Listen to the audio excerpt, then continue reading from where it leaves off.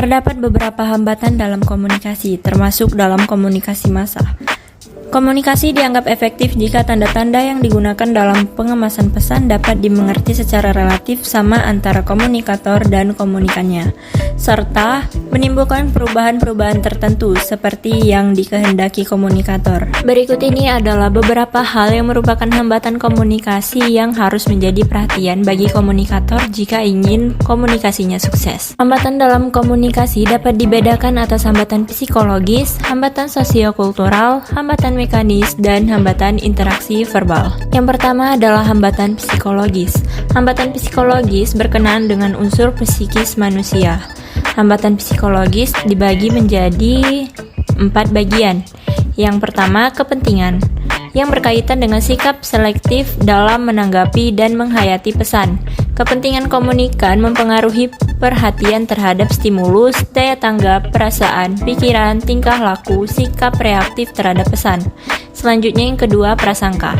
Prasangka adalah persepsi orang tentang seseorang atau kelompok lain dan sikap perilakunya. Persepsi merupakan pengalaman tentang objek, peristiwa, atau hubungan-hubungan yang diperoleh dengan menyimpulkan informasi dan menafsirkan pesan. Selanjutnya yang ketiga ada stereotip. Stereotip merupakan gambaran atau tanggapan tertentu mengenai sifat dan watak pribadi orang atau golongan lain yang bercorak negatif. Selanjutnya yang keempat ada motivasi. Motivasi berkenaan dengan penggerak, alasan, dorongan internal manusia untuk berbuat sesuatu. Motivasi berkaitan dengan seseorang yang mengetahui apa yang dilakukan, bagaimana melakukan, dan mengapa melakukan hal tersebut. Selanjutnya yang kedua adalah hambatan sosiokultural. Perbedaan budaya mengakibatkan perbedaan norma-norma sosial. Sementara cara kebiasaan, tata kelakuan, adat istiadat yang disampaikan turun-temurun dapat memberi petunjuk bagi seseorang untuk bersikap dan bertingkah laku dalam masyarakat. Hambatan sosiokultural dapat dibedakan atas hambatan faktor-faktor norma sosial dan hambatan sematik. Selanjutnya yang ketiga ada hambatan interaksi verbal. Hambatan interaksi verbal dibagi menjadi 4 bagian. Yang pertama, polarisasi. Polarisasi merupakan kecenderungan melihat dunia dalam bentuk lawan kata atau menguraikannya secara ekstrim. Selanjutnya yang kedua ada orientasi intensional. Kecenderungan melihat manusia, objek, dan kejadian sesuai ciri yang melekat padanya, seolah label lebih penting dari orangnya.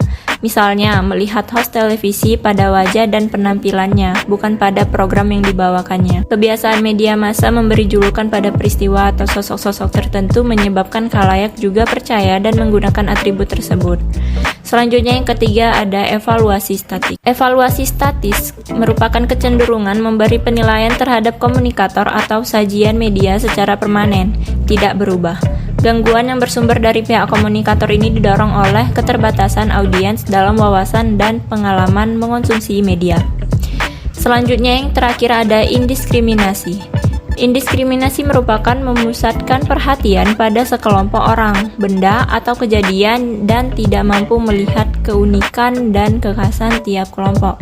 Khalayak komunikasi massa cenderung mengikuti pola konsentrasi atau perhatian media massa.